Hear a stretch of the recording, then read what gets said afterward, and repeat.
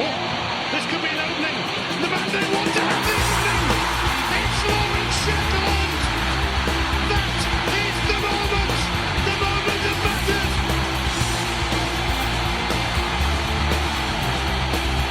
Hello again, everyone. Welcome back to Hearts and Sleeves podcast. It's a podcast all about Heart of Midlothian Football Club, its fans, and the ups and downs we experience on the way, both on and off the pitch. This week, we'll just be primarily getting it right up Hibs. Joining me to do that is Adam, John, and the prodigal son returns. It's Trunter. Let's start with you. How are you doing? Really well.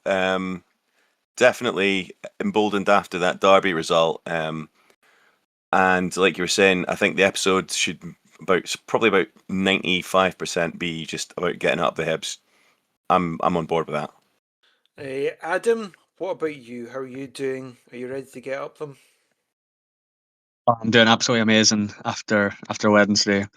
So yeah, and also delighted to have Chunter back on. Thanks, bro.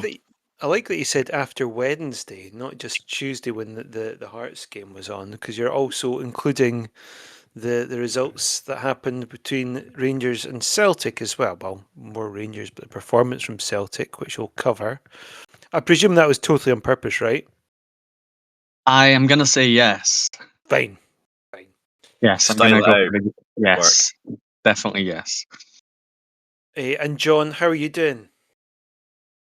Yeah, I'm alright. I've had a few people ask me how I feel about a last minute winner against Hibs, and I just keep saying that's the way. I like it.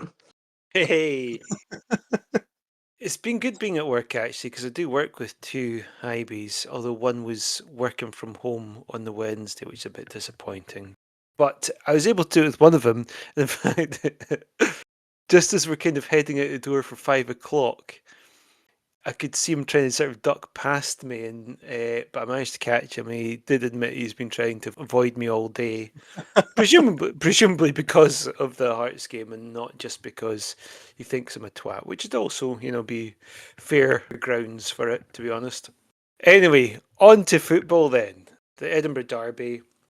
As ever, we'll kind of look over the lineup for the game, and we last week we discussed some ideas for what might turn up in the lineup. We thought there might be some surprises in there. Most likely surprise, I suppose, would be Gordon in goals. However, that wasn't the case. Schwallow remained in goals. McEntee, Kent, Finlay, Milne was a backline. Not too many surprises there. We did think whether or not we might see Altena on the right, but he stuck with McEntee, which is kind of, I guess, a more safe option. In midfield, not a great surprise to see Leonard and Beningame back in there. I didn't think they worked so well in the St Mirren game, and I'm not so convinced they worked too well in the Hibs game either, but we'll get on to that. The big surprise, of course, was Chesnikov starting, Kizaridis on the other side, then you had Braga and Kabori, not so surprising, up front.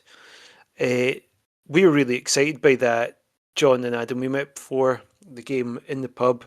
It just felt like a natural. I think the only one you could really look at that lineup and think the only one who wasn't in their natural position was McEntee, but he's been there enough this season to feel pretty happy with that. Were you all right with that lineup? You're pretty excited as I was about it. I was definitely excited to see Chesnikov start. I've got to say, I didn't in a million years predict that he would suddenly come into the lineup after not being on the bench the last couple of games. So that was quite exciting. I guess as well, like I'd wanted Altena to start, but I think at least having like a proper kind of attacker like Chesnikov in front of McEntee kind of makes a difference as well. But that was really good to finally see him get a start. Your thoughts on it, John? Yeah, I agree with Adam with what you're saying there. I think McEntee's one of the things we kind of spoke about when we were going over the game preview last week. It's one that we said, it's a position where he could come in. It was kind of between him and Steinwender. But I think with McEntee, you just get so much energy, whereas obviously Steinwender's a bit more defensive. McEntee's not really afraid to like take the ball forward, which I think helps. Yeah, I suppose that was the other one we were considering, wasn't it? Steinwender was to me, seemed kind of a bit of more of the expected choice. So if Chesnikov hadn't come in, I guess that would have been the slight surprise for the lineup. We also talked about captaincy, and the armband did go to Ken in the end, so not a shock there. So we got down to the stadium, and I have to say, there's been all this chat about trying to build up the atmosphere at Tynecastle as it's been missing.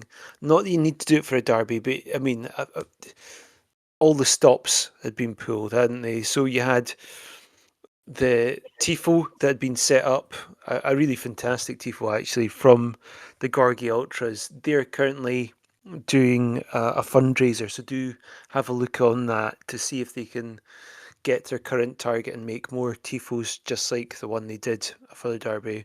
One of their best ones so far. It was absolutely magnificent.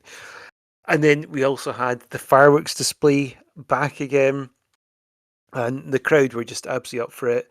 All the classic music was playing. It was just, yeah, it was everything you hoped an Edinburgh derby would be, under lights as well. Absolutely pushing it down, which I actually quite like it when it's the Edinburgh derby. I think again kind of adds to the atmosphere of it all. And the game started off at a pretty decent pace for us, and I have to say for the first 10-15 minutes we kind of started exactly like I hoped we would. He kind of ended up having a bit of an indifferent game, but I really felt, John, that we saw a bit of what we can hopefully expect to see from Chesnikov in those opening moments. Yeah, I think what was probably the best thing was he didn't shy away from anything. You know, he was flying into tackles, he was putting himself about, and he's clearly not afraid to do a bit of the dirty side of the game as well. Which, I mean, you've seen players coming in the past, and you look at them at Derby and you go like they're just not meant to be there. It just doesn't work. But he certainly wasn't afraid. I think he will be a big player for us.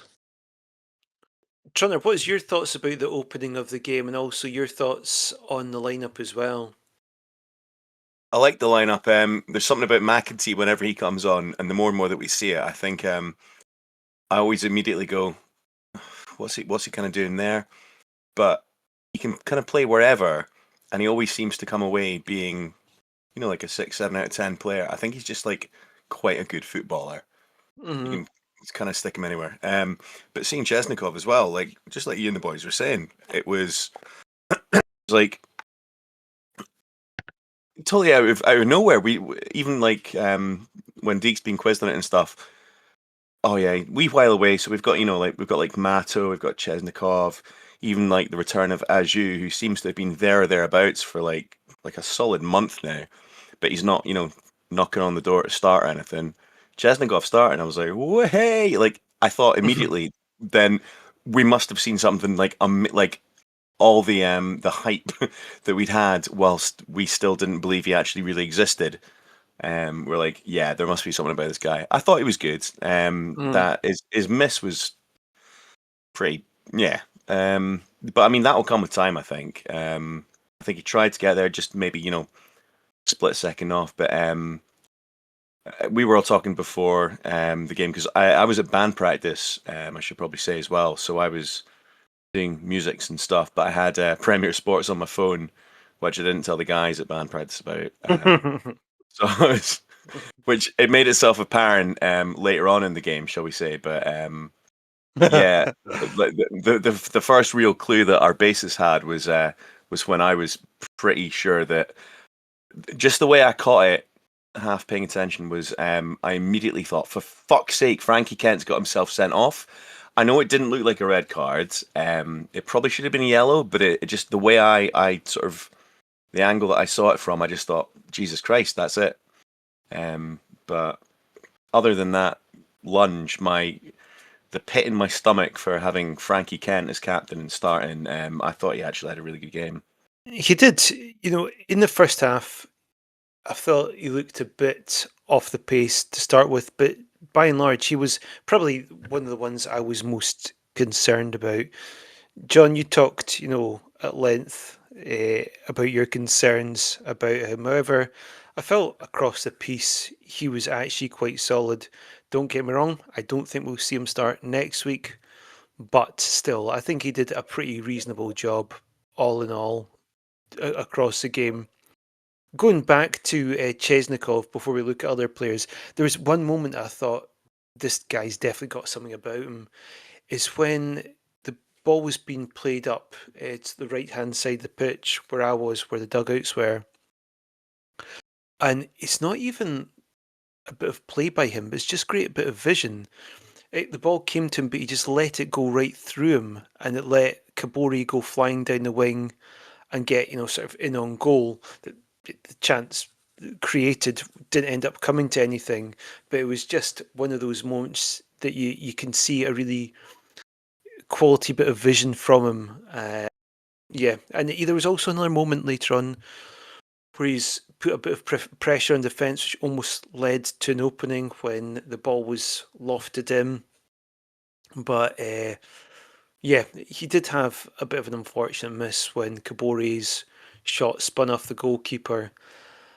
He had sort of came into in fits and starts a wee bit in the second half, but he's not up to full fitness.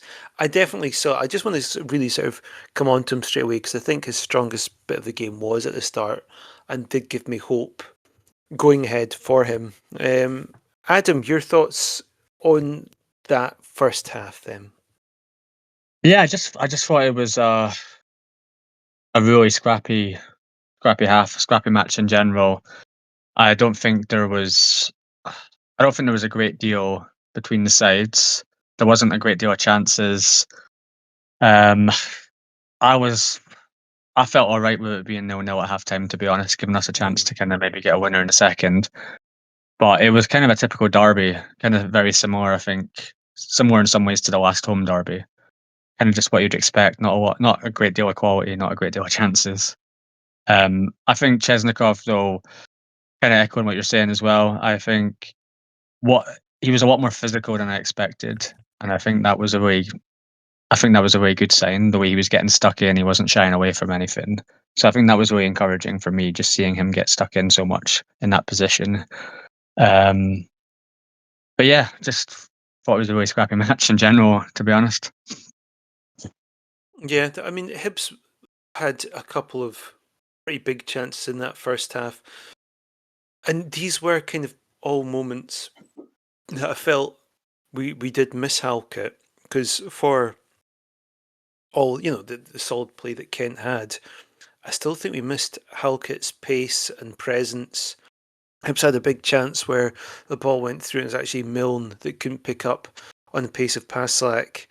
However, his ball towards Scarlett, their new striker, had too much on it and ends up kind of the chance fading away. But it was a really big opportunity for them. Also, Bashiri almost got on the end of a corner. Set pieces, I feel throughout, whilst we did manage to, I mean, we ended up with a clean sheet, so we kind of dealt with them.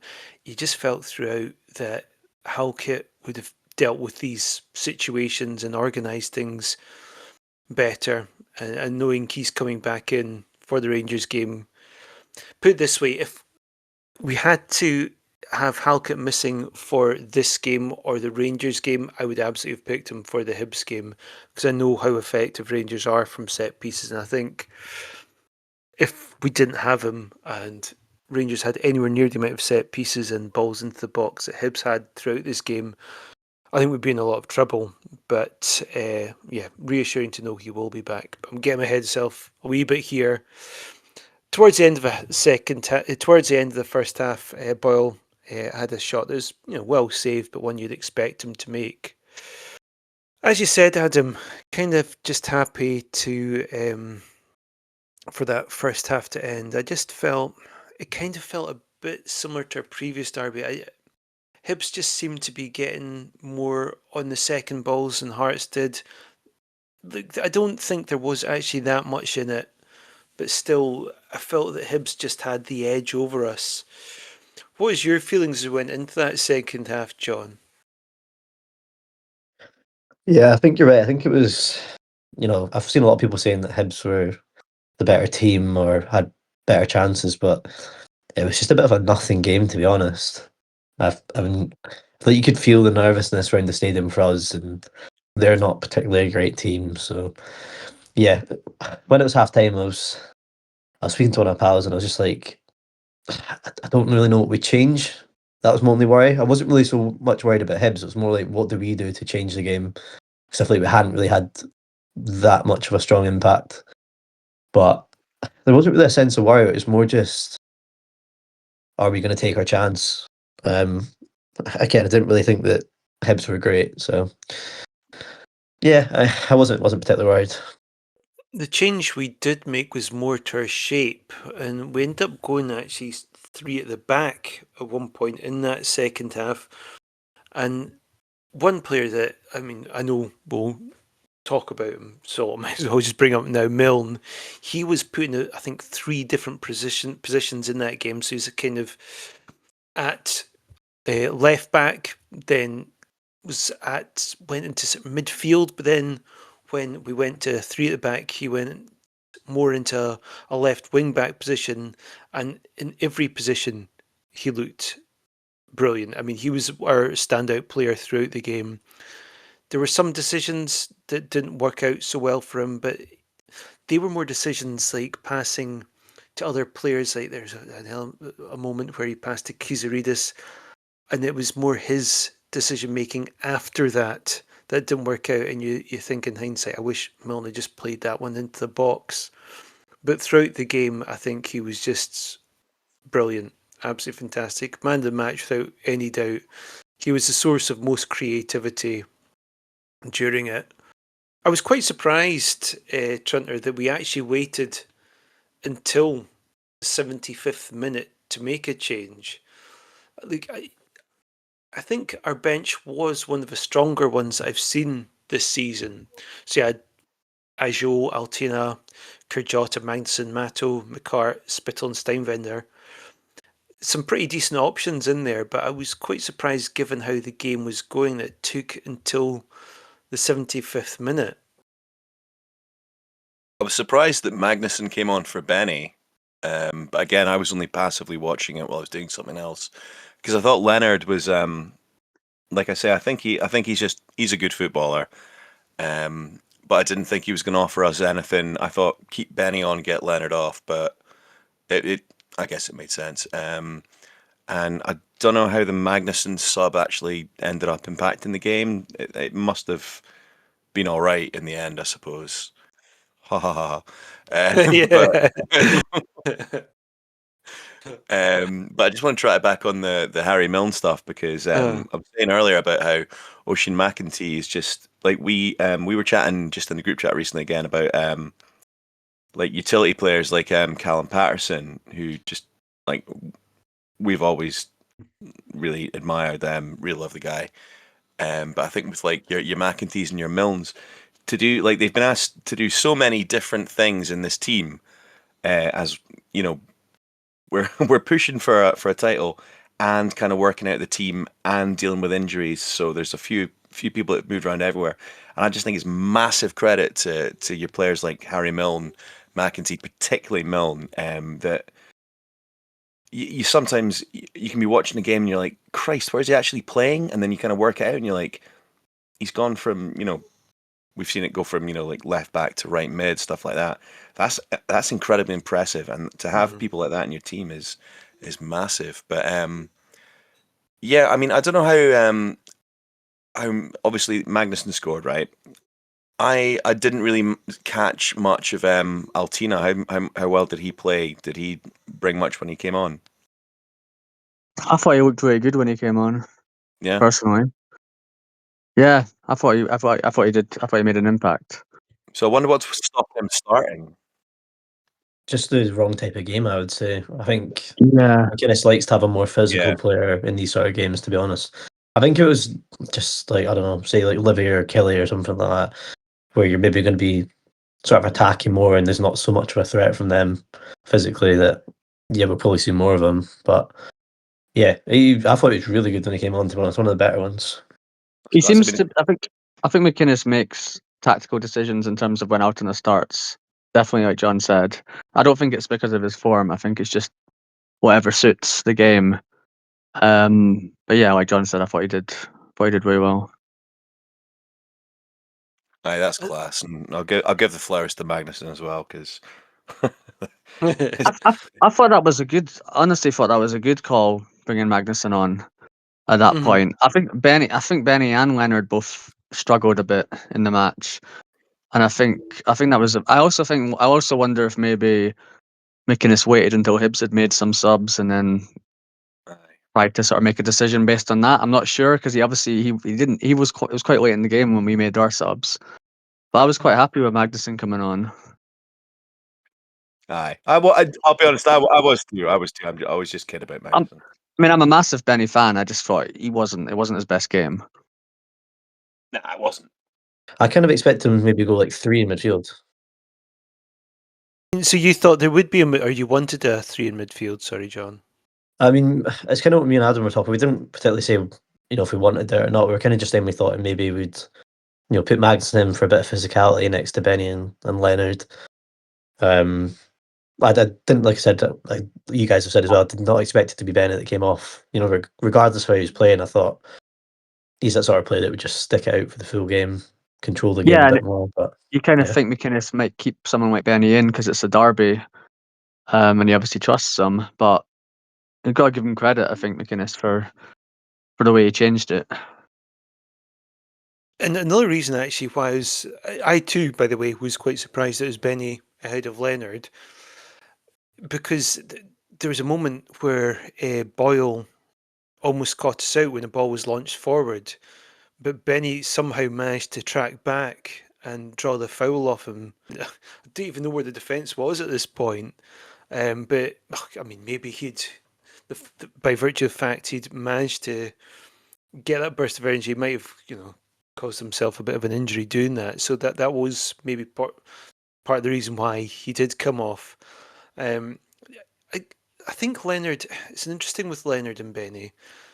They remind me kind of when Cammy and Benny were both together before this season. So maybe sort of last season, Benny and Cammy, where they kind of do something a bit similar, yet without doing enough differently for it to have such a huge impact on the game. This season, I feel Cammy and Benny managed to really work on their style, their chemistry together, where they could influence games more together. I feel that Leonard and Benny are still kind of feeling their way through that. I guess part of the reason why that McInnes might have kept Leonard on ahead of Benny, other than the fact that Benny might have been, exhausted after running length of pitch throughout the game. It's just that Leonard has that ability to take a shot from distance. He's also really decent at set pieces. Not that he showed either, particularly in this game, but he does. You know that he can offer these in a game. I think with Leonard, I think that probably was the poorest game he's had for us. I thought first half he looked quite comfortable to begin with, and he sort of slowly faded. I remember there was one free kick that, like, me and Adam turned to each other and went, "What was he doing?" He like floated it in. It didn't even reach the box. It was awful. Yeah, and there was another free kick in the second half, I think, that was quite poor. But that was what I was thinking of. As soon as Leonard was mentioned, I don't think he had his best game. I think he's still coming to terms with he's getting caught up into the team, and with Devlin and Benny, like we were saying, they've kind of worked each other out. One of them does one thing, the other one does the other thing to cover for the other one, and they do it quite naturally because they're so used to one another. So they kind of complement one another. I think Leonard's got the ability to do the same kind of thing. They're probably just not. He's just not quite up to speed with it yet, but I think he'll get there with it. There was moments in this second half where, I mean, you know me, Adam, when the opposition, whoever the opposition is, have attacks. I just can't physically watch the game. I'll it's quite embarrassing. Like, I'll probably watch the game through my Yeah, hands. It's that. That's one of my big memories of the Dundee away game. And I think you missed the second half. So I remember just thinking to myself, "Oh, this must be a bad half," because I thought, I think I've probably missed about 20 minutes of the game here. there's parts in the game where Hibs just seemed to have corner after corner after corner, and then all those long throws that kept on getting lofted in by Iredale. Oh, by the way, Iredale got absolutely rattled off a jambo right beside me. Like he came to take a throw in, and the guy, I don't know what the guy said to him, but Iredale properly gave him like a stare down and was on the verge of giving him like square goals and everything. And then obviously we're like, way, fucking way. I just love a bit of that in the derby when you Yeah, get a guy and you absolutely. absolutely rattle him. I've not actually been right at the front for a derby before. He had a Um, good position near McInnes as well. yes, for a big Come to moment that late later. on. Yeah, indeed. I mean, with the substitutions, coming back to that point that he did leave them late.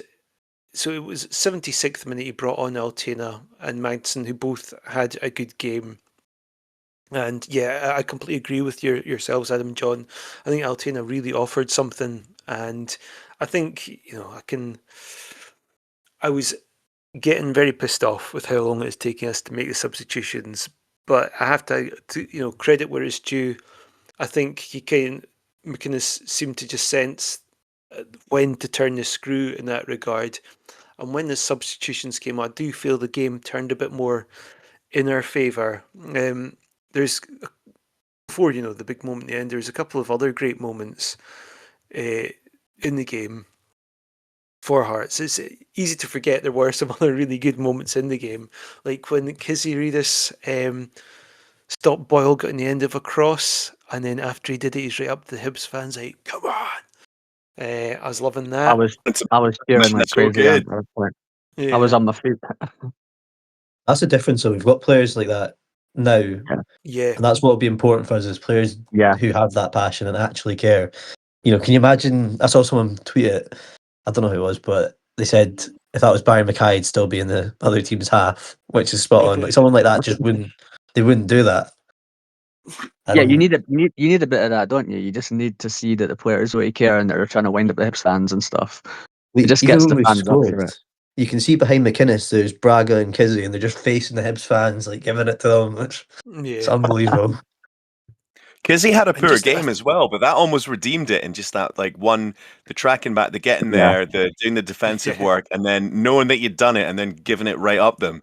That is just, oh my god, that's just perfect.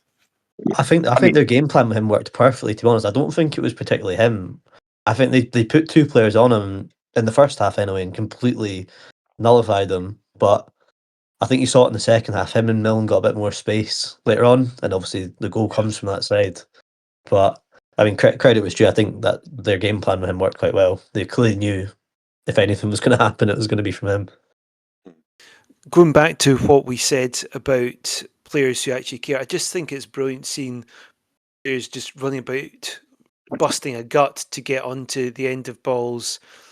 From a defensive point of view, like I mentioned, Benny there, but also Kizaridis. Like neither of these guys are central defenders, but they're playing that. Everyone was just chipping in and doing whatever they could to stop Hibs from scoring. So it wasn't just like him getting it up the Hibs. It was just the fact he managed to get on the end of it as well. I was really impressed with. So what you said about Kizaridis, I think that might have played a part in why Chesnikov started to provide an attacking threat on that side, on the opposite side of Kizaridis, because I think McInnes would have known full well that Hibs would likely have a good couple of players at least on Kizaridis. So having a player like Chesnikov come on, who's obviously got creativity, perhaps that was part of the plan. So just before the goal, in the 88th minute, Kizaridis came off, as did Chesnikov. No, sorry, as did Kabori. Another thing I actually liked from Kent, when Kabori was coming off, he was just God. walking. He's just sort of going off at a snail's pace, and Kent, credit to him, did what a captain should do, and basically said, "Hurry the fuck up and get off the pitch." Still, he didn't hurry that much up, and he kind of jogged off slowly. But I don't think Kabori really quite got onto the fact that we're not really trying to see us out for 0-0. We want to go out and win this one. And Trunter, that's what we did. As he's your favourite player, I'll let you talk us through it. I think he's just left. He just put a message in saying he's got. He knew Magnussen was coming up, so he had to get out of here. Okay, John. Right, you talk us through it then. For the goal. For the goal. Firstly, I just want to say that absolutely disgraceful decision to give that as a free kick. Horrible, really unfair on them, and also get away top them. I was saying to Adam, like, if that's anywhere else in the pitch or any other point, and it doesn't lead to a goal, nobody questions it. It's only because the goals come from it. It's a load of rubbish. He's tripped them. It's a foul. Get on with it. He's still got to defend it. Absolutely, 100%. It's again quick thinking from Milne. Goes quick, and actually the right ball into the box. I feel like he's clearly realised that the amount of balls we put in the air, they had their 5 defenders were massive. We weren't really winning much in there, so to hit it low, hard across the box, it was perfect. And I've got to say, Magnussen's finish was brilliant, considering he's a Oh, it was midfielder. amazing. He adjusted so well for it. I was actually surprised. I didn't realise at the time quite how good a finish that was until I watched it Yeah. back. It was just such a great finish. Especially, like you said, it's not like it's Shankland or someone, for Magnussen to do that was just brilliant. I have to say, like, the celebrations for that goal were probably my favourite of the season. I mean, I hugged about 6 different people. It was just like, it seemed to last 5 minutes as well, the celebrations. I I was think watching. Sorry, you go. just every important game and every important goal was just getting bigger and bigger. Like, the relief and the elation at that goal was just that's my favorite moment of the season so far. To be honest, it was just me and John were talking and at the game, and I just couldn't see a goal coming. To be honest, I didn't think we were going to score, and yeah, that's probably my biggest celebration for a long time. It's funny when we were in the taxi after, and I was showing you the goal back, and we were like, I don't remember the lights flashing. I I've had no no memory idea. of doing that. I had no idea that happened. It was just like minutes of like celebrating and hugging everyone. That we Yeah, shall not yeah. be moved, won't be beaten. That was incredible. Yeah, the songs after. I mean, if you watch Sports Scene back, like obviously there's like extended highlights, and there's just like 5 minutes of like injury time and just Hearts fans singing the whole time. And it just sounds incredible. It was just, yeah, it was the biggest moment of the season for me so far, at least. Shout out to my friend Andrew. He was saying the same thing when I saw him today. He was just talking about the absolute bliss. He was there, and he just, he was just saying, trying to limbs, just absolute limbs, hugging people like totally at random. And I'd get under the impression he doesn't usually do that. Much akin to Deke's celebration, you just completely lose Oh, any control, that's and the you just moment of the fucking season. go with it. It's just the That is best. one of the greatest things I've ever seen. It was amazing. And the funny thing is, like at work today and yesterday, like I've been so busy at work, it's been a little bit stressful.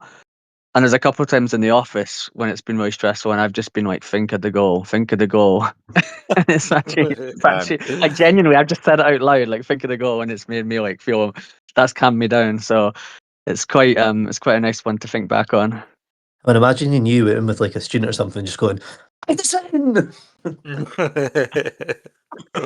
You know, when the lights are going on and off, I honestly thought, right? I honestly thought that was me passing out a wee bit because I was.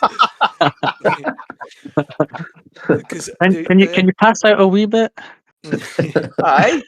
I think It's just a wee bit of a seizure. I'm fine, eh? Way, GL. I've been a wee bit unconscious. When because so I was, as I mentioned earlier, I was standing at the front, or sitting at the front, and you can see me when you see, because the camera pans past with Deke running down and giving the ball boy a hug. You can actually see me getting throttled by some random guy. No wonder you Yes. nearly passed out. And then you see me going, managing to break free from it, and then I go and strangle some other guy to. So it's kind of like Pass it on. a conga of strangles. They cut that thing quite early, but I heard that Deke actually pulled that that ball boy straight in half. Yeah, he did. He just didn't air it. It was actually really upsetting. And It was upsetting, but the family apparently were completely fine with it. Yeah, I mean, it's a derby winner in a literally dying minutes. So The parents just told the other siblings that they've now got a half brother. Oh, John, well played, well sir. played. How did you feel in those last few minutes then? Were you worried that Hibs might come back into it, or were you just like too busy celebrating? I was trying not to pass out, but I honestly, I think I just stood there for the first like 2 or 3 minutes, and just didn't speak. I was just like, just couldn't believe what was happening. It's just incredible. It's funny seeing the fans on the pitch as well. Yeah, no. The guy ran past me, and another guy was about to jump on, and then the stewards kind of pushed him back. And he's like, "Hi," and then you could see that he's considering, "I should try it again." And the stewards looked back at him. He's like, "No, better not." So he just instead decided to stand on the seats. Oh, actually, the guy in front of me, he's like an old guy, like, oh, well, I say old, like 60s, and he properly he grabbed onto my shoulder and he put his foot up on the the advertising boarding and stood up as like proper pumping up is like throughout like the final few minutes. I was having to hold like a mid 60s 70s guy up whilst he's standing on the advertising board for the last honestly it was just mental. I've not Yeah. seen I've not seen Tynecastle like that in God knows how long. It was just crazy. I don't know if those last few minutes, he kind of seemed to go on, but not necessarily in a bad way. Like, I didn't really feel too concerned about them coming back into it. It looked like a gut punch to them. You could see their shoulders all go down. And just to top it all off, yet again, Rocky Bashiri being a hero for Hearts. Hibs' final attack of the game, and he just completely fluffs his lines and puts it out for a throw in which the cheer from a crowd, it might as well have been a goal, let's be honest. It was just, yeah, It was a brilliant pity. stuff. It was a pity the Hibs fans didn't stick around to watch the last few minutes for some reason. Okay. Oh no, we ultras. Block 7 stayed the whole time. They stayed right till Oh the yeah, end that's fair. to take their Block 7's flags away. It's because their parents were picking them up and they knew if they left early, they would be standing in the cold for a bit. So, Feel like we're reliving the goal. To be honest, right now, it was yeah. just that. I absolutely can't even put it into words how good that was. And And like those people around us that leave normally in injury time or leave a couple minutes to go, kind of guys like you, Jamie, and you fucking knew going to say that. Adam was and genuinely questioning if you'd seen the goal. He was like, I wonder if he's oh, staying. no, no joke. Like we put in the WhatsApp group chat, like obviously when we scored, and you hadn't replied. You took like 25 minutes to reply or something, and I was honestly thinking Jamie's not replied because he was away on the he was already on the train by the time we scored. No, Oh, I I mean don't- that's a sign of what a good night it was. I was there right beyond the final whistle. I was oh, there. I wasn't actually building up to that joke. Like genuinely, there was guys around us who always leave like a couple minutes early, and like none of them left. Nobody was No. leaving. Like nobody wanted to get out early. It was just incredible. Like it was. Yeah, I mean, like I said, hugging people in sight, hugging people that are never normally hugged, that are normally always next to us, and it was just like, yeah, I don't know about you guys. Honestly, my moment of the season so far. Yeah. I think we only got out of the stadium about 20 minutes after the game. We were there for ages. Yeah, and like the heart song at the end, and like the song, the fact that there was still music going, there were still songs. I mean, me and John were walking on Gorky Road, and there was a couple of guys who were singing like very, very drunkenly, but we actually heard singing in the street at leaving the match, which you just don't often get. Like on the way in, you get, but leaving the match, it was just, yeah, it had a really special feel to it because I felt like we really had to win that game. I think a draw. I mean, I know we would have still been first, but I think a draw would have been a big blow, and that was just such a massive game to win to keep our kind of keep us as front runners. It's the momentum for Sunday as well. You know, now going into that game going, even if it is a tough game, which it probably will be at Ibrox, if we get one chance, we can take it. Yeah, and you kind of you feel like we can win there now. Yeah. I really feel like we can. Like, it wouldn't shock me too much if we went there and got like a 1-0 win or something. You know, I can see it, and I think the win against Hibs was kind of the win of champions. That's what Rangers and Celtic have done. Well, Rangers have barely won the league for years, but that's what like Rangers and Celtic have done for years, is just getting a late goal, winning those kind of matches where neither team are particularly good, and that's That's- the kind of match. That's the kind of match that wins you the league, I think. It's those matches that we as Jambos, we always gripe about, is that those old firm Yeah. bastards always seem to be able to turn someone over. No matter how shite they've been or whatever, that's how they get the points. There's always, an extra couple minutes at a time and then they go and score. And that's what we've just done. And then combine that, I think we should probably talk about Wednesday as well, because we were all chatting, all four of us were chatting in the group chat, and it was when the Rangers result finished as well. I'm obviously I'm not going to say that's going to come close to the top in the derby, but like it just I was like, fucking hell, this like not quite our best case scenarios were coming true, but it was that feel. It was a low key version of the night before's feeling again. It just built on the win in a derby that I didn't necessarily think we should have won, like that joy, and then it was like, fuck, this is again. It's the sort of the realistic chances come back in that like this is there for us to win. I nearly crashed my car because it was on when I was driving. But when the goal went in, obviously I wasn't watching it while driving, but my girlfriend was watching it, and like, even she started watching. Like, we were playing badminton at the start of the game, me, Adam, and like our family and my girlfriend, and she was literally giving us updates while the game was going on. Oh, my nephew has been to 2 games this season. It's the first time he's ever been. He was even following it. Like, Yeah. it's just starting to like, it's starting to. I'm starting to imagine us winning the league in a way that, like, you're starting to picture, like, honestly, at the derby, at the end of the derby, I was picturing like us winning the league and the celebrations in the streets afterwards, all that kind of thing. And like, I don't remember ever genuinely really looking at, I don't remember ever, apart from like briefly at the start of the Burnley season, like, I don't remember ever really genuinely thinking like we could win the league. This is what it's going to be like. It's interesting as well, like just looking back on those two performances. St Mirren, we were shite, lost. Hibs, we were pretty shite, let's be honest, for most of the game, but we won. And it's interesting that you can just kind of disregard the performances, because St Mirren, they've been a bit of a bogey team, certainly in Paisley. Derby matches, we've said it time and time again, it doesn't matter how you play, just get that result. And just, I mean, listen to our conversation here and you can just see what an impact that has on us as fans, and you could see it in the team as well. There's just such a huge sense of belief now within us as we go into this game at Ibrox. The only thing I want to say is like, Mm, the difference is like against St Mirren, like, they were the better team, but I didn't think mm. Hibs were the better team against us. I thought a draw was a No, fair result. Whereas I yeah. feel like against St Mirren, St Mirren dominated us.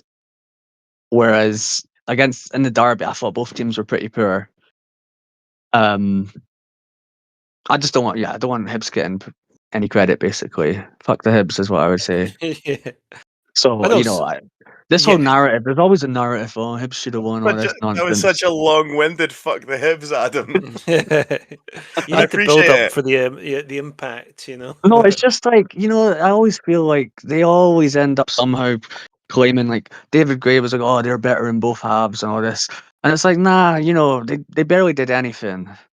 Like, neither team did much. We got the win. We scored our chance. We scored, so we deserved to win. So, shut You the know, fuck up, basically, Gray. Great. interestingly though, I would actually say David Gray had more sort of grace and decorum than Than I Charlie have right Mulgrew. now. Yeah, than Charlie Mulgrew afterwards. You Oh, see, God. Yeah, honestly, that was. unreal. Oh, no. Actually, and I've got to say, like, David Gray, like, I actually didn't think he spoke badly. Like I just think he's obviously he's got to big up his team a bit. I don't really have an issue with him, if I'm honest. He he speaks pretty well, and he's got to say that Hibs were better. But yeah, Mulgrew was just Mulgrew's an absolute joke. I mean, he's saying, "Oh, but Hearts aren't going to last over the full season." I mean, we're more than 2/3 into the season. At what point do people stop saying we're going to collapse?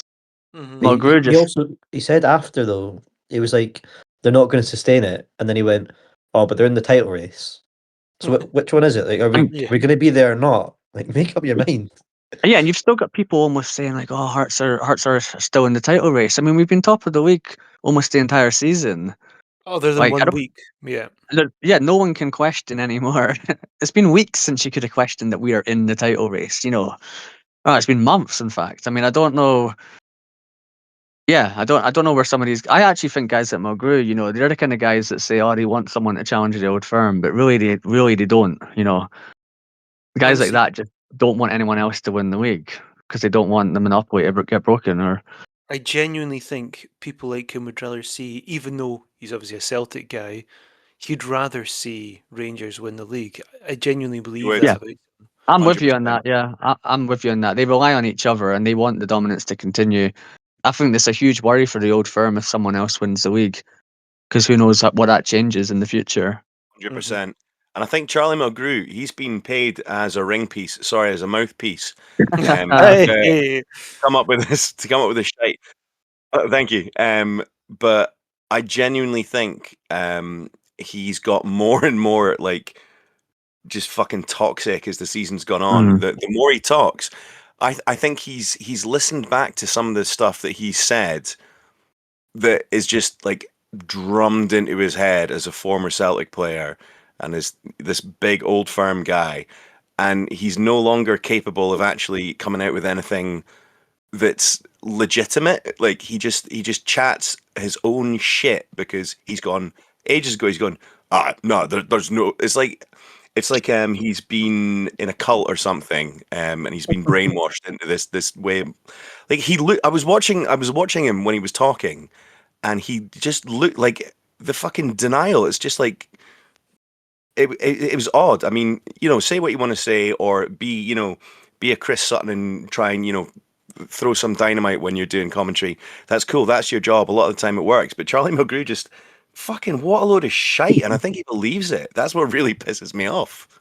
Got to give a lot of credit to the other presenter. I'm not sure what her name is, but yeah, I was when he going to was say that. talking, Yeah, yeah, yeah, like she just called him out straight away and went like, "What are you on about?" Like, yeah, 100%, 100%. But and he didn't react like a like a rational adult that's been presented with some facts and like maybe have a wee think about that. He was just no shite.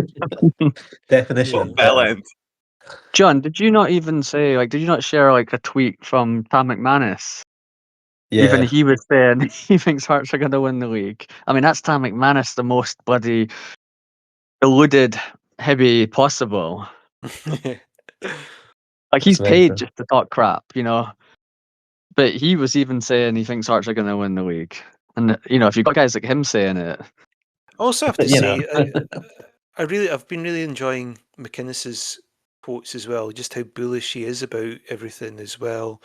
Talking about the Saint Mirren game and just kind of shutting down. It's like, yeah, look, it wasn't a good performance from us, and it wasn't a good performance from me. You kind of took it on the chin as well. It was like you've just got to move on from that and point to the fact we always do seem to move on. And also just the fact that we kind of referenced it earlier, how Rangers Celtic, they would get 1 goal victories or whatever. Even if it's a poor performance, there wouldn't be too much focus on it. You just expect them to win. And that's kind of what he's trying to do. Even in bad performances, so what? We won it. We were the better team because we won it. So I'm really just liking how bullish he is at the moment. And just, yeah, there's just such a sense of confidence in what he's saying as well. He's so yeah, experienced. He's gonna be enjoying listening to the hypocrisy as well. Mhm. Like he knows it's a load of shit. He'll be enjoying that, I think. Yeah, I really loved like what you were saying, Jimmy. I really loved the way he talked about the St Mirren game and just this kind of anger he had about it. Mhm. Because you just feel like he backs the team so much. I really liked hearing him kind of stick up for the team and be like, let's just forget about the St Mirren game. It's over. Mhm. Like there was just the way he spoke. You feel like he can really inspire the players.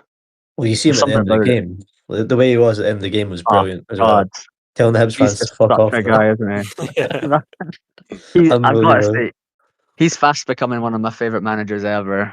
Yeah. I mean, everything about even from that first Q&A kind of session we saw at the start of the season, I just got so much respect for the way he speaks and the way like his celebrations and everything. He's honestly just I mean, obviously it's easy to say it when we're top of the league, but I think just such a massive fan of the guy. I feel like he's got a bit of that like Levine where he'll take the piss, but he's slightly more calculated than Levine, where Levine would just say something like in a press conference, whereas McInnes will like say it, but in a way where you're like he's not just taking the piss, he like actually means it. Mhm. Like it's almost like passionate. It's brilliant Yeah, though. and I saw someone say he's the best manager with the media since like Paulo Sergio, which I actually thought was a good point because Sergio was always good at winding people up and kind of answering questions well. Although maybe not as good as Neil Critchley, obviously, with his made a better team win. Oh no, Oh, Ian Cathro was the Jesus. best. My Ian laptop Caffrell, says. Ian Caffrell was lucky to string together a sentence What, at certain point. what was that like classic one where he's like, you know, Dundee, wasn't it, or yeah, something? like, Eh, eh. unbelievable. I wonder if this just like I love hearing from a football manager or a football player in any kind of after match interview or any piece of like media work that they do. When you feel that they're not just fucking spewing out the shit that they've been coached to say, it's part of what we've lost from football in the last sort of like 20 plus years. It's when someone comes out and you get a feeling for them rather than the kind of coached lines that they've got to say. I find that so bloody fucking refreshing. It's like, and I just think we've got that with Deke. We've got a real one, which is just brilliant. You can get the fans behind it, but I think that that's going to get like the players behind you as well. I think if you've not got someone who you can just see churning out the same old kind of rehashed shit, then that passion surely must like shine through at the team. You want the honesty though, like as a player as That's well. it. They want the honesty. They don't want them to be just going, "Oh well, we could have done this, we could have done that." You want them to go, "Look, you should have done this better, but you will next time." And they'll go, "Yeah, you know what? We will. Like we will do that." Aye, if you've been shite, chew them out because of why they were shite. If you've been great, celebrate why they were great. Celebrate the stuff you're doing right. Celebrate the stuff you're doing wrong. Don't just hide behind these platitudes that so many of them seem to do. I just think we need that. We need way, way more of that. You said that brilliantly, I think. I mean, he's got this kind of slightly old school vibe and his sort of Yes. honesty but he's got an old school vibe, but also someone who's like adapted to the game as well. So he's not like some old dinosaur. He's like he brings all the good parts of the old school and he brings all his experience and honesty. And he's kind of combined that with just being sort of media savvy and obviously a really good manager. I think you just summed it up absolutely perfectly. Like when you hear him speak, you feel like he's properly, genuinely giving you his opinion. He's not He's just the saying blue, anything. he's the blue velociraptor from Jurassic Park. He's the perfect hybrid. I watched Right, Jurassic Park the other I week. wasn't expecting that. That's the Of all the title. comparisons. Title for the episode, Jimmy. Blue Velociraptor. It's a bit too much blue though ahead of the Rangers game, but yeah. Oh, shite. Good point. The It Yes. maroon sounds vel- bad if we're calling McInnes a T-Rex or something. McInnes the maroon vel- dinosaur. maroon Velociraptor. Yeah, that's true. I mean, talking of the Rangers game, it was funny, like, just watching those results come in yesterday because at one point I was like, oh, fuck's sake, Rangers are going to win it, but at least there'll be the Celtic Livingston 1-1 draw to take the sting off it. Then, next thing you know, I'm thinking, oh, fuck, Celtic have gone and won it, but at least I'll have the Motherwell Rangers draw to take the sting off it. So it's an up and downs our last 10 minutes of those couple of games. But to be honest, right, so I mean, we always knew there was just no chance Livingston were going to get someone from that game. But I mean, fair play to them managing to get it into the 91st. And you know, Absolutely. it just kind of highlights that Celtic just aren't the team they used to be. And I said it yesterday, and I'll stick by it. I still think Rangers will be the biggest competition for us. But they conceded against 10 men Motherwell, and that was exactly the one we wanted. Out of the two teams, you want Rangers to drop points, I think. And it really kind of bolsters our confidence going into this because, look, worst comes to worst, Rangers win it, we're still got what, a 2 point advantage over them. So I mean, it's just such a great result for us. It's one we can afford to drop points in. It's not really one Rangers can afford to drop points in. It's certainly a must not lose one for them. But yeah, we've kind of, it's just like that Celtic game actually, where we could have a bit of a safety net that we wouldn't have to win it, but Celtic didn't really have that safety net themselves. So it's going to be a big one. Let's actually just take a look now at what we think might be, or what you'd like to change about that lineup. I did put it out on social media first of all to see what people's thoughts were. So I'll read a few comments out as to what expected or what people hope the lineups might be. Harry Temple came back and said he'd put Altina for McEntee. That's when we talked about then. And obviously Halkett for Kent. I think certainly the latter is going to be a definite. Chris Parker replied to him and said Leonard has been poor last 3 games. I'd bring in Magnuson for him. And Rafa said maybe also put Chesnikov out of the starting lineup. I might as well mention this now. I think Magnuson will be an interesting one because I know his wife is expecting, so there's a decent possibility she might go into labour, before the game, during the game. All the selfish things. Again. So good luck. Good luck from all of us here at Hearts on Sleeves podcast. Yes, yeah, absolutely. We're all the best to you and your wife. First love, kiss, kiss. Big game Tam, as I like to call him from now on. So he might be actually a 50-50 for the game. Buffalo Bill, presumably not the one from Silence of the Lambs, said Altina and Halks will come back. Kent and either Chesnikov or Kabori will miss out. I can't see with Kabori, I have to say, but you never know. Maybe both with Azul also coming in. It's interesting. Halkett and Altina instead of the obvious 2 are the only changes I'd make. That was from AKL HMFC. And John Smith said, he gave the full starting lineup. He said, Schwallow in goals, back 4 of Altina, Halkett, Finlay and Milne. Then, this is the midfield you talked about, John. McEntee, Magnuson in the 10. And then Leonard. Then you've got 3 of Chesney, Braga and Kizaridis. So he's also dropping Kabori. That's interesting. Then Gavin Wallace suggested Halkson, Kent out and Kabori out, Magnuson in. Go to a 4-3-3, Braga through the middle. Chesney and Kizaridis off the sides.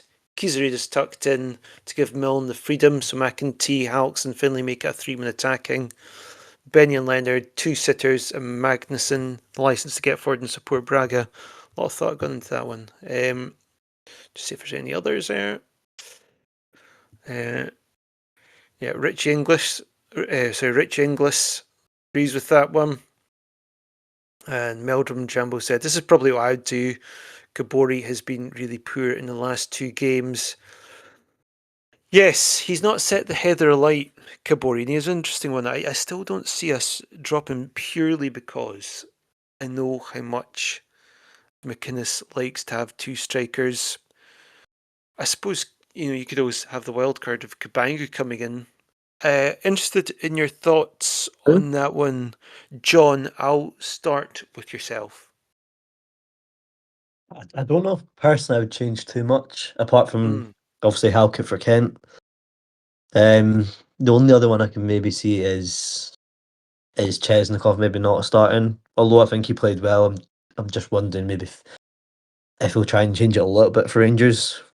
You know, I've got a weird feeling he might do the Milne at right mid again, just because it's worked before. But that obviously, if we don't have Kingsley, that would mean McCart goes to left back. I don't know. It's hard to predict. It's harder than I thought it might be to predict, but Hmm. I don't think personally I would change too much. I understand the Altena shouts, but again, he played well off the bench. I don't know if maybe you start him yet, or you give him another maybe half an hour off the bench.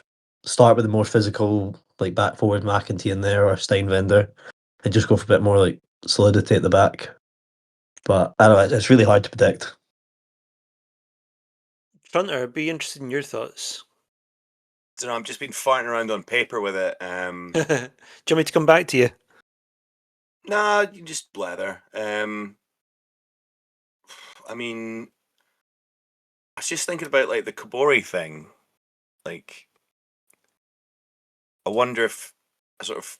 Okay, I'm going to be honest. I've realised what I've just done. I'm thinking of the exact way that I lay out literally every team of mine on FIFA. So of course, at the back four of Altina, Halke, Finlay, and Milne, Benny sitting in the holding position, with maybe Magnuson and Leonard in midfield, and then like Kizzy Braga, someone I don't know, switch Milne onto the right wing, but nah, because I like him as left back. Yeah, I'm just talking about my FIFA team, so maybe just brush past me, mate. Thanks. He's all right at right wing on FIFA. I've been using him there. Yeah, yeah, I think so too. So and quite apparently in real life too. But I want to get yeah, I want to get Borat in there. Oh my god, sorry, Chesnikov in there, and That must have been intentional. Come on. no, I'd fucking written it, and I was writing shorthand, mate. So I'm reading it, and I've cracked open a can of cider as well. So I've had 3 Schwally, so I'm off my tits now. But I don't know, like. That should be good for the quiz. Don't worry, the quiz is all written down. The quiz has been done way in advance. I'm quite happy with it. So as long as I'm coherent for the next half hour or so, we're fine. But thank you, thank you. Yeah, but if I'm not very good at thinking about what we're going to do actually in real life. But I don't think it's going to be a million miles away from what we did against Hibs. It's just kind of like you guys were saying, peppering in the right players who we've got available coming back and yada yada. And the Leonard thing, though, that for me is the biggest thing because there's a player there that's someone that we've brought in to do a job. I mean, sort of between him and Magnuson, like I think Leonard will just get better, but it's Rangers, isn't it? So I but I wouldn't think mind the midfield if like the three of them, like Yeah. Benny, Leonard, and Magnuson. I think if Well, it's that's what going I to be was anyone that thinking. gets sacked for it, it's going to be Kabori because he, no offense to him, he wasn't Yeah, great against Hibs. In my I opinion. think Kabori's the first one to go, so that's kind of what I was working from. But it's going to have to be, if we're realistic, I think we are probably going to go a wee bit more defensive. So I then just again, yeah. sorry, go No, I on. was just going to say I still can't see us dropping Kabori purely because I know how much. I'm just coming back to this. I know I keep banging this point on, but I know how much McInnes loves two strikers. I So know that's the thing, but is that right against Rangers? Probably from what we're thinking of Rangers and like the old firm is probably not right, but at the moment it probably is right because we're going to have to go and start trying to win these games, well, you know. I mean, right. So who are you bringing in? Assuming he is going to play two strikers, who are you bringing in if not Kabori? Is it Kabangu, or are you going to try something like Mato as a striker, or I don't know. I mean, What else? Kavanga wasn't even in the squad against Hibs. Yeah, I I just cannot noticed see that. him Yeah. possibly coming in. I mean, for me, like other than Halkett, I actually, for some reason, I feel like Aju might start. well, there's Really, another we can option. start, but I Yeah, mean, we've seen I think Chesney start, so I think I wouldn't just the fact that he put Chesnikov in. He's obviously a massive fan of Aju. I could kind of see him starting. I don't know if you could drop Kabori and have Aju, obviously, but for some reason, I feel like he might. Now that he's back and they've got a lot of faith in him, I could see him starting. That's You, my you could, wild card. you could He came on instead it of in the taking 87th minute, right? Yeah, I know. I know properly. he's obviously barely played, but like Chesnikov had been out of the squad for 2 games. Aju's been Still had more confidence to bring Chesnikov on from the start, is what I'm thinking. You know what I mean? There's clearly Yeah. there must be something not quite there with Aju yet if he's sticking Chesnikov on already. Well, I think maybe they didn't want to risk Aju too early because he'd come back early before and got injured straight away, and now they've been easing him back in. He's had 3 sub appearances in a row, even if he's not played a lot of minutes. Hopefully he's like a fucking coiled snake when he starts. Yeah, well, I don't know. For some reason, I feel like this could be the game that they start him. Just got a feeling. I suppose. How are you fine if he does? Okay. I mean, Rangers game was, the last one at Ibrox was one where McInnes went with the wild card. Remember, he put Milne up in midfield. That's when he first began that experiment. I don't know whether he'll do consider something like that again. It's just kind of looking across the pitch. The other thing that's the player who I think has been a bit of a standout for them is Moore, the one they've got on loan from the English Premiership, and he's playing on the left side. So I think that's why I'm not convinced you'll have Altina starting. I think he'll more likely go for a more defensive option, such as Steinvender or McEntee. The one thing I did think is if he goes for Steinvender there, perhaps he'll go for someone like McEntee in midfield alongside either Leonard or Beningame. I'm still not convinced he'll go for 3 in midfield, such as McEntee, Leonard, and Beningame. You never know, though. But there is a way to make that work. If he does play Steinbender, if he Mhm, dropped Chesnikov and you play the midfield 3, but put mhm. Braga on the right, and then when defensively McEntee drops into right back and Steinbender tucks in, so it becomes like a Yeah. 5-2-3. So you could do that. I mean, Yeah. I don't know if he would. Like, it's going to be really hard to drop anyone after the Hibs game. I know we didn't play particularly well, but to change it massively might not be the best decision. Yeah, and kind of, I think you mentioned it earlier, John, but I wouldn't be shocked if Chesnikov didn't start. Yeah, Like, the only problem is I don't think he's going to make major changes. I don't think he's going to want to put Milne in right mid and have to get a new left back. So if Chesnikov didn't start, maybe it's a change of shape. But he's the only one. He's one where I think it's possible he doesn't start. But I don't think you're going to see. I don't think he's going to want to make more than a couple of changes at most, is he?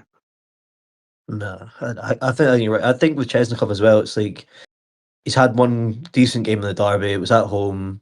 Fans behind him. Ibrox is a whole different story. Yeah, You're probably and safer going with someone who's played in it, played in that game, or has played more yeah. games this season. That's where I could see maybe. Yeah, I could see possibly Chesnikov. And like Kabari, obviously, like he didn't have a great game. But the only way Kabari's not playing is if you have one up front. But that's what I'm saying. You could put Braga at Yeah, right and leave Kabori up top and just say, when we're yeah, attacking, Braga kind of moves up, and then that's when McEntee goes sort of to the right. Like, that's why I could maybe. That's the only thing I'm thinking that why McEntee might go into midfield is that he could move yeah. out to the right, and then you leave Benny and Leonard in there, and then Braga pushes on, or defensively they drop back. It's a bit more That's very flexible that way, possible. but we'll see what happens. But it's hard to predict. I mean, it could just as easily just be one change, right? With Halkett coming in, it's really Yeah. it's really a difficult one. I think all the changes we're talking about slightly involve kind of changing shape and that kind of thing. And yeah, I mean, it's a good problem to have. I mean, imagine what it'll be like when Devlin and Shankland are back. Well, then, let's go on to predictions, shall we? So, Trunter, I'll start with you. And if you give us a scoreline and scorer or scorers. Oofed. I'll try not to be pessimistic, but I think I'm going to go for a win this time. I think it's going to be 1-0. and I think it's going to be a massive Braga moment. I think it's the moment that he's been building up to. I just think it's going to be 1-0, and I think it's going to be much like the derby. It's going to be in the second half at some point, probably later on. Yeah, I think it's going to be a loose ball. Braga's going to hammer it in, and we're all going to go mental. 1-0 Hearts. Okay, John, what are you thinking? I want to say 2-0, but no, Rangers will get some dodgy penalty, so I'm going to say 2-1. Kabore and you know what, Milne. Fine. Okay, what about yourself, Adam? I'm going 1-0 as you. Oh, As usual. if you get that, I'll Oh, get you another pint that you won't drink. If you get an as you you start, can get me a an couple as of you pints go, of alcohol free if you want. yeah, couple of Although couple of draft cokes. I don't fancy going to Paisley anytime soon, though, so you're gonna have to come to Edinburgh for this. I think we should actually. I think you and I should just go on a day trip to Paisley at this point. I think that's where it's all been going. I was trying to get Adam on the alcohol-free Guinnesses, or Guinness. I don't know what the plural is for Guinnesses. I mean, I've But only ever drank one Guinness in my life with alcohol when I was about 18, so I don't know. It's a tough sell. well, Tell you it's what, time to go. I'll have a Guinness if you. You've not made it. What's your prediction? All right. I see. I was going to go 1-0, and then I was going to go 2-1, but both of these are taken. Oh, maybe should I go for the draw? No, fuck off. Oh, fuck's I'm sake, Jamie. no. In that That's case, my I'll game. go. That's not for you No. to do. Fine. I'll go in I mean, that I'm case. still recovering from the fact that Toronto predicted a win. I know. Right, in that case, I'll go 3-1. Why not? I think it. I mean, I'd be very surprised if it was 3-1, but you never know, right? Uh, I'm going to will it into existence 3-0, and it will 3-0 or be. 3-1? Oh, sorry, 3-1, yeah. Their goal was temporarily chopped off, but a VAR review obviously give them it back again. Old firm review, yeah. Our scorers will be. I think Halkett will get on the score sheet from a set piece. If Magnuson's playing, I think he'll score again. So I'll just choose him, and then. Well, Finley's not scored in a while, so he's going to get a set piece as well. There you go. That's the 3 goal scorers. Now, before we go on to the quizzes this week, has anyone seen the new Lunar Year Hearts tops that have just come out? No, stick them in the group I Yeah, chat. I saw it thought sort of. apparently they've almost sold out already. I'm gonna have to go on the Oh, site. really? That's what he said on They're, Facebook. they're unique. My I'll Ooh, put birthday it. is March the 9th, by the way. it's the Wait match to see. day jersey. Bloody hell! Right, there you go, Look at Trin. I've Ryan put it in the. Stevenson. I've gone for the podcast recording channel. Have a look at that one, see what you think. It's like honestly, it looks like Ryan Stevenson topless. The match day. With the tattoos, it's basically like Oh, right. I was wondering what the fuck you're on about. I wasn't sure where you were going for that. For me, the design kind of makes you think of Peter Ebdon's waistcoat, the snooker player. That sort of vibe about it. Did you see it, Trunner? Nah, you said it's in the podcast recording channel that we're in. Yeah. Oh, wait, there we go. Messages. Sorry, I'm an idiot. the hoodie's a bit better though. Yeah, the hoodie's quite Oh, nice. I'm not yeah, I sure quite about like the the hoodie. t-shirt, the top. Oh no, the Yeah. tops. Would you wear that top to badminton, John? Probably not. Nah, I mean the hoodie. I'm not sure about the heart, but I like the hoodie more. The heart looks like when you use Grok or Chat GPT to make like a hearts.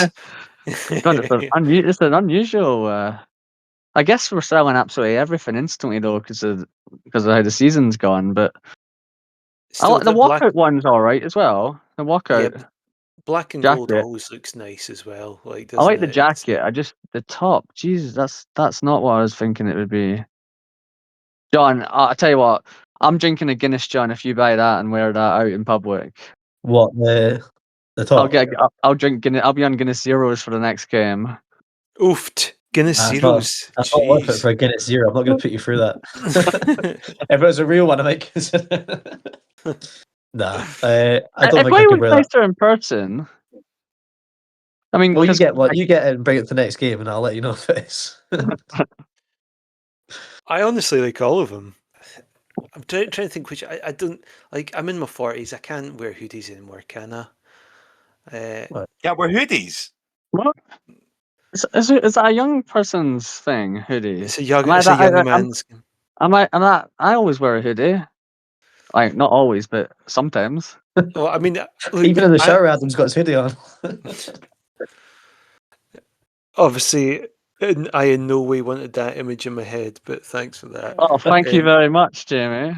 What's wrong with me in the shower with a hoodie on? You're not going to see anything. I'm wearing a Would you hoodie. rather we didn't have the hoodie on? I know. I mean, I'm in the shower wearing clothing, and Jamie's like, "Ah, disgusting. Why is he not naked?" Back to hoodies. Anyway, back to religion. But no, like, yeah, okay, I do sometimes wear hoodies myself, so I'm In the sorry for shower. all the. What? You wear hoodies? That's ridiculous. You're so I know old. it. Are God's you sake. 18? John, you're the expert. You're in your 20s. The young people wear hoodies, or old people wear hoodies. What age is it? As someone who likes to check what people are wearing, I don't have a clue. I don't think there's an age on it. Good man. Yeah, I'm with you. Yeah, I'm I with mean, you, depends John. what's on the hoodie, but Well, we should all go for a different piece of clothing each then. So one of us will get the hoodie, one will get the walkout jacket, and is it just three pieces of clothing? Yeah, and there's like oh, the there's a t-shirt as hat as well. well. Oh, the hat, right? Well, You Trunter can can get the replace your hat. Jamie can replace his cap with that hat. The hat is Yeah. literally the hat's just a normal hat. Jamie, Like different colours. you know when we go to a match, if you're not sitting near us, I'm always looking for that cap. That's how I always spot you. I always spot you in the distance with that cap on. It's like the most basic black cap I know, ever but as it's well. just like your trademark. It's always, yeah. I spotted you a few times in the crowd just by seeing a cap.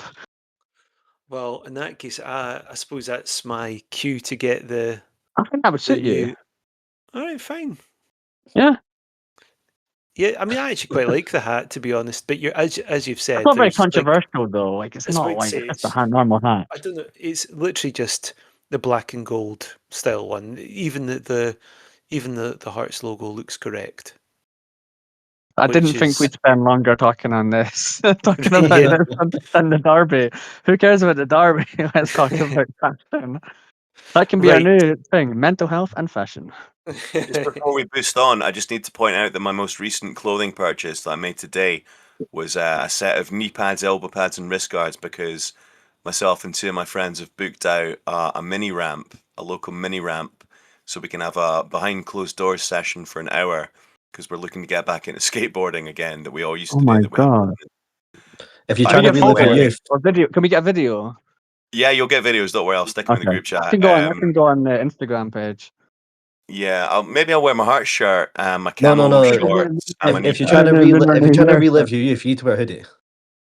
There'll be a hoodie on, 100%. I'll stick a hoodie on. It'll be cold out there, You so look like you're 18 again, Chanter, with that hoodie on. I always look 18. Natural youth. Right, so quiz time, guys. Let's go to it. I'll start, and it'll be the connect the Sorry, two last time. players. I'll be the connect the two players.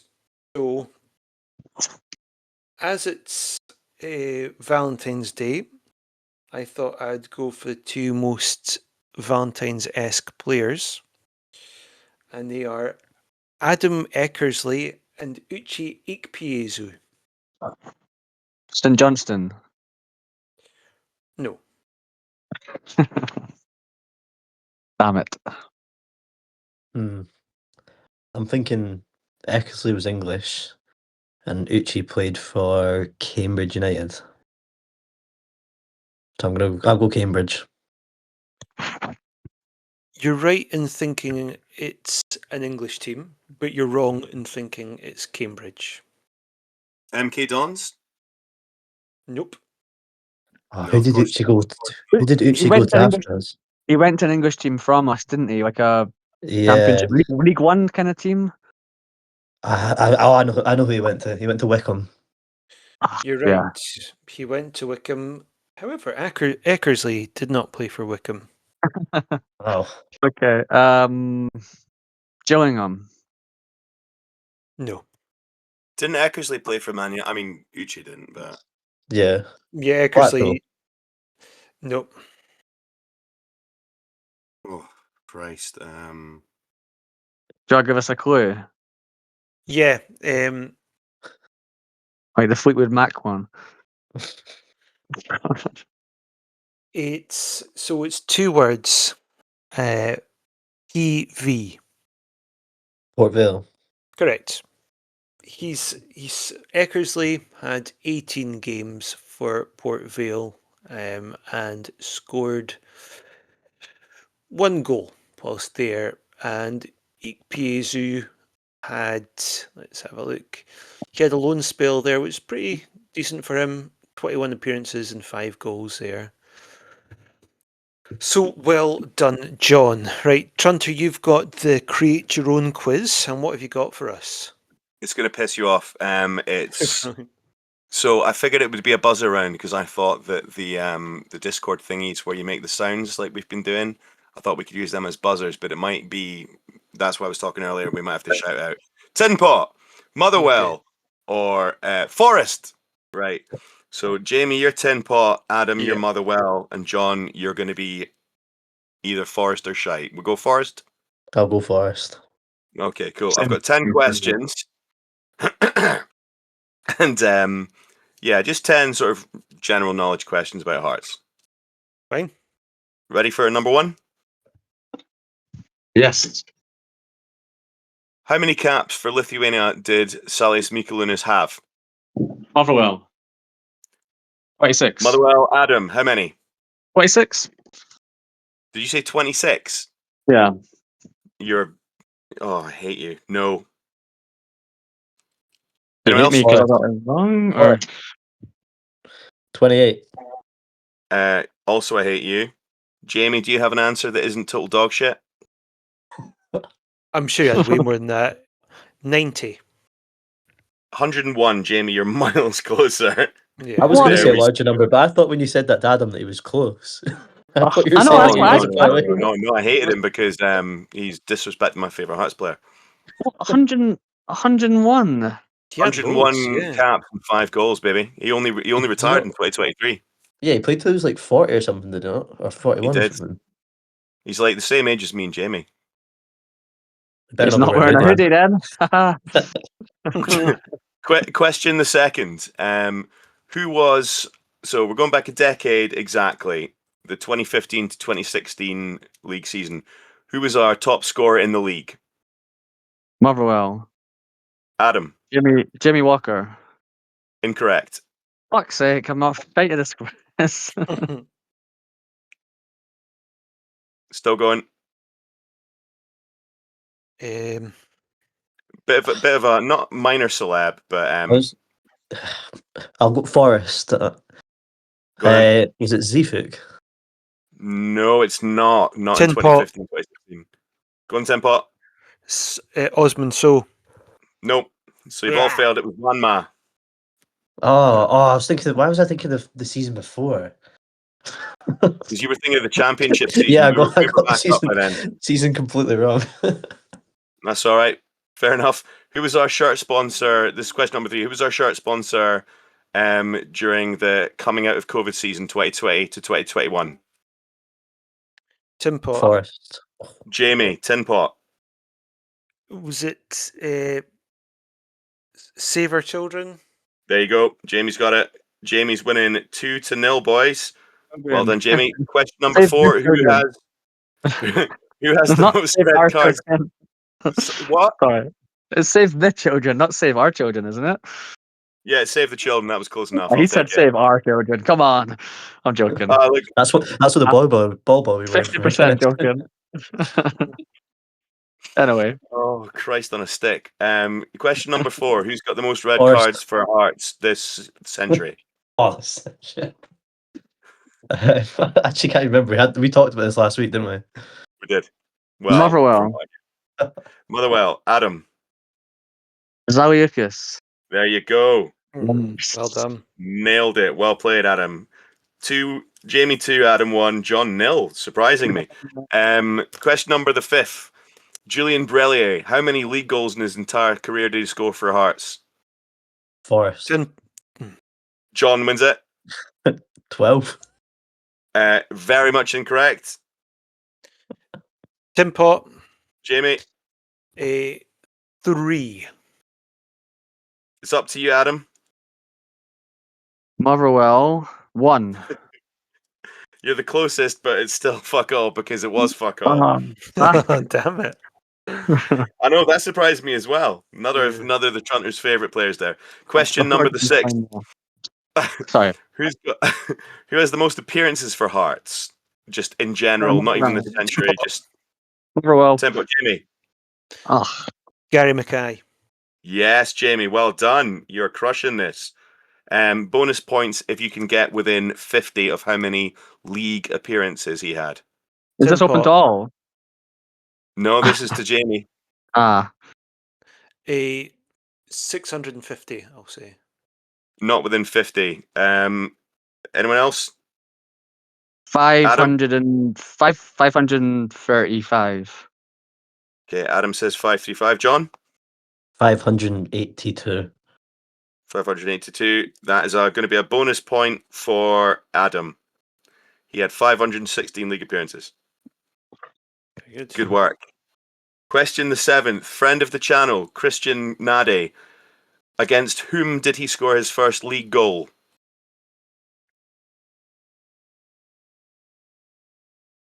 Forest. John. Motherwell. Incorrect, John. Anyone else? Motherwell? Motherwell is incorrect, Adam. Way! What's your guess? Hibs. Incorrect again. Jamie? Tin Pot. It was, because I think you mentioned it, He did. Falkirk. It was Boom. Falkirk.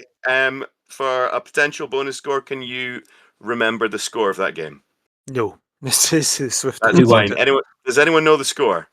2-1. Nope. Nah, you didn't buzz in, John. All right, that doesn't count then. Motherwell. Motherwell, 3-0.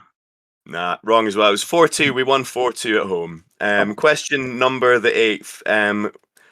Where was Rudy Skacel born? I want a town. We know it was the Czechoslovakia / Czechia, Czech Republic. Does anyone know where he was born? Forest. Go on, Forrest. Go on, John. Prague. Incorrect. Anyone else? Tin Pot. Go on, Tim Pot. The only other Czech city I know, Plzeň. Incorrect. Adam? You're not going to guess it if you didn't know it, I'll be honest. No, He It played sounds for very them like recently. my name. Truntensen. No, there you go. It was Trutnov, but I'm not giving you that. And then the penultimate question is going to be which player on record has the most derby goals for Hibs against Hearts? Don't care. Fuck off. Motherwell. Go on then. Stanton. Hang on, I've completely lost this one. Hibs. Pat Stanton. Can't find any goals. No, it's not. Wait a minute, 2 secs. Darren Jackson. No, it's not Darren Jackson. Adam Eckersley. It must be someone from way back if he played for both of us, and like one of you guys from like the 50s or something, right? Pretty much, yeah. I'm not very good at Hibs players before the 90s, or Hibs players in general. This is considerably before the 90s, to be fair. Technically, none of us got it. No, none of us got it. Sorry, this will be a wee bit of editing out, Jamie. I've totally fucked it because I've forgotten the guy's name, but he literally he died in my town. His name's Gordon Smith. he won the league with Hibs, Hearts, and Dundee. He's the most prolific Hibs goal scorer against Hearts in the derby, and he died in my hometown of North Berwick. But Not a gonna much lie, that was easier a tough question, Hunter. That was a Yeah, tough question. sorry, that was. As soon as I bring Hibs into this, it goes to shit. I'm so sorry. I failed you. But if we're all ready for question number 10, Yes. okay.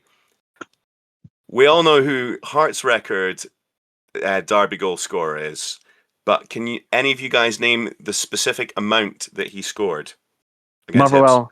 Ah, damn it. Go Motherwell. Motherwell. 27. Adam. 27. Yes, 27 is correct. Well played. Which gives us a total of Jamie 1, Jamie 2, Jamie 3, Jamie 4, Adam 1, Adam 2 for the bonus, and Adam 3. So it's Jamie 4, Adam 3, and I don't think John got any. I blame my buzzer. Blame your buzzer, and that totally It's no one's threw off Forest's fault. my betting as well. I had a shit buzzer. It's not my fault. Well, that's it for this week, everyone. Thank you for tuning in. Do please leave reviews, comments, and share our podcast because it really helps us, and we do thoroughly appreciate it. We'll see you next week. We should be back to our normal recording night of Mondays and releasing on the Tuesdays. Thanks for sticking with us. Enjoy the Rangers game, everyone, and we'll see you then. Bye for now.